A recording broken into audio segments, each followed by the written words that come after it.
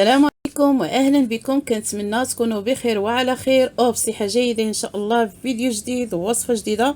وصفتنا اليوم الشوصون اللي كيجيو خفاف بزاف بالحشوه ديالهم، كتجي خفيفه وكنتمنى يعجبوكم وينالوا الرضا ديالكم. وما تنسونيش في لي جيم والبارطاج مع الاحباب والاصدقاء وباش تكون فائده للجميع. ونخليكم مع الفيديو فرجه ممتعه من قناه بيلبا. هنا نبداو في التحضير ديال العجينه. عندنا 250 غرام ديال الدقيق الفورس، ومعلقه صغيره ديال سكر سنيده حبيبات، ومعلقه صغيره ديال خميره ديال الخبز، وشويه الملحه، وربع كاس ديال الزيت بلديه. غادي نمجزو هاد العناصر مع بعضياتهم مزيان حتى غادي ندخلو داك الزيت في الدقيق.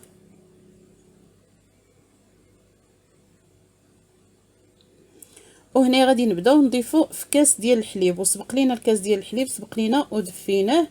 حنا بغينا باش العجينه غادي نحطوها تخمر تجينا خامره. هنايا كنبقاو نديرو في داك الكاس ديال الحليب وحنا كنجمعو حتى كناخدو الحليب الكافي. كنخليو العجينه ما تكونش مطلوقه بزاف ونخليوها على هذا القوام هذا، تكون شويه قاصحه. هنا كنغطيوها بلاستيك غذائي وكنغطيوها بمنديل وكنخليوها بما وجدنا الحشوه. كيف ما شفتوا هنايا الاناء غادي نوضعوا فيه تقريبا واحد 4 المعالق حتى 5 ديال الزيت بلديه هنايا، وغادي نضيفوا عليه 2 بصلات كبار كيف ما كتشوفوا مشلضينهم على هذه الطريقه هذه. صافي هنا غادي نبقاو نديروا في ديك البصله، نبقاو نشحروا فيها. غنضيفوا عليها هنا شويه ديال الملحه، والملحه كيف ما كنقول لكم كتبقى على حسب الذوق ديال كل واحد. ومره كنحركوا باش ما تحرقش لينا البصله.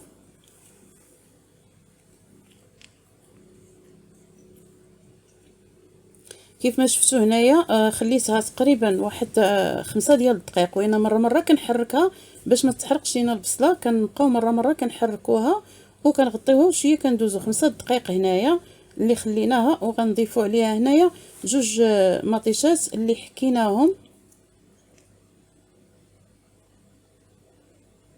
صافي غادي نبقاو بحال هكا نحركوا فيهم حتى كيتشحروا مزيان. وعاد غنضيفوا عليهم هنايا شويه الابزار،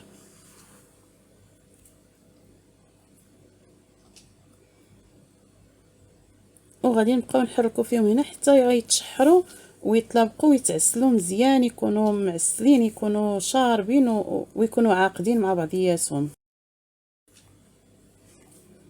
صافي هنايا كيف ما شفتوا غادي نخليوها حتى تعقد مزيان وغنضيفوا عليها هنايا واحد المغرف ديال الزيت بلديه.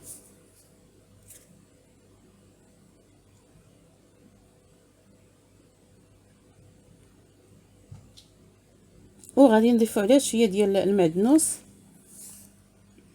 تقريبا جهد واحد معلقه كبيره حتى ل2 معالق ديال المعدنوس. صافي هنايا كنبقاو هنايا كنحركوها ما كنزقاوش حتى كنتيقنوا بديك الحشوه عقادت مزيان. عاد كنحيدوها هنايا ملي عقدات لينا الحشوه كتجي على هذا الشكل هكا، تجي عاقده وزوينه. كناخذوا هنا 2 بيضات اللي كنسلقوهم وكنحكوهم، وعندنا هنا 2 علب ديال الطون اللي كنحيدوا الزيت ديالهم وكنديروا غير الطون فقط. غادي نزيدوه على ديك البصله وديك الطوماط اللي شحرنا، وغادي نضيفوا عليهم 2 بيضات مسلوقين ومحكوكين في الحكاكه اللي كيف الحكاكه اللي كنحكوا فيها البصله وكنحكوا فيها الخضر. صافي هنا كنحاولوا نمعكوا داك الطون مع وداك البيض مع ديك الحشوه اللي صايبنا ديال البصله والطوماط. كنمعكوهم مزيان وحاولوا تمعكوا الطون مزيان.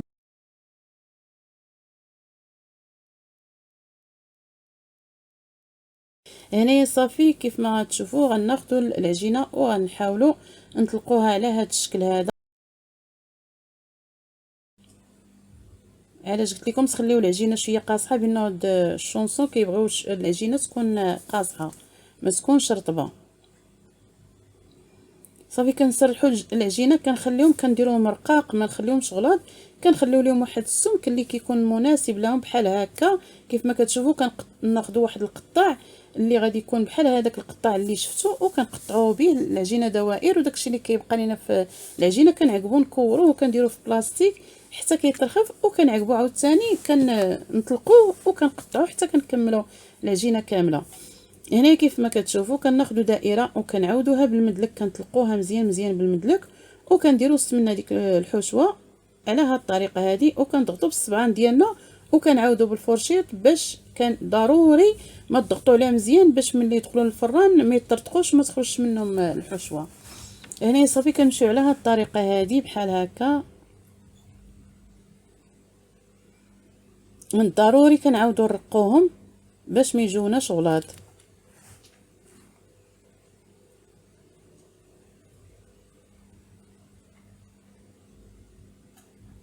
كنمشيو بحال هكا كنضغطوا بالصبعان ديالنا مزيان مزيان وكنعاودوا بالفورشيط.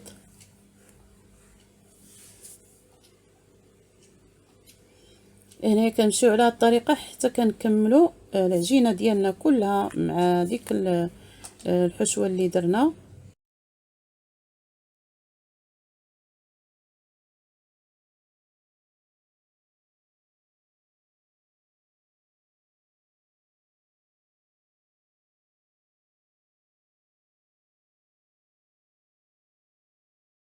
هانتوما كتشوفوا راه كنضغط عليهم مزيان باش ملي يدخلوا للفران ما يتفرقعوش لينا.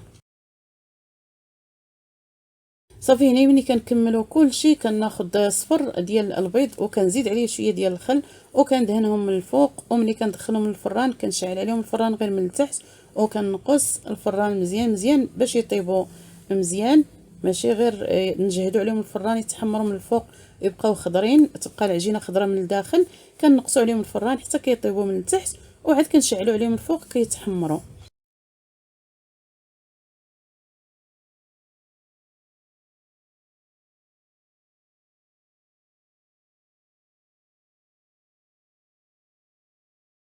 صافي كيف ما شفتوا ملي دهناهم بالبيض درنا عليهم شويه ديال الزنجلان دخلناهم الفران تحمروا من التحت وحمرناهم من الفوق وكيجيو على هذا الشكل هذا. وكنتمنى يعجبوكم وكنتمنى لكم الخير والصحه والسلامه، وتيجيو محمرين وزوينين وكيجيو غزالين وكيجيو مقرمشين وزوينين، وكنتمنى يعجبوكم وكنتمنى لكم الخير والصحه والسلامه. والسلام عليكم.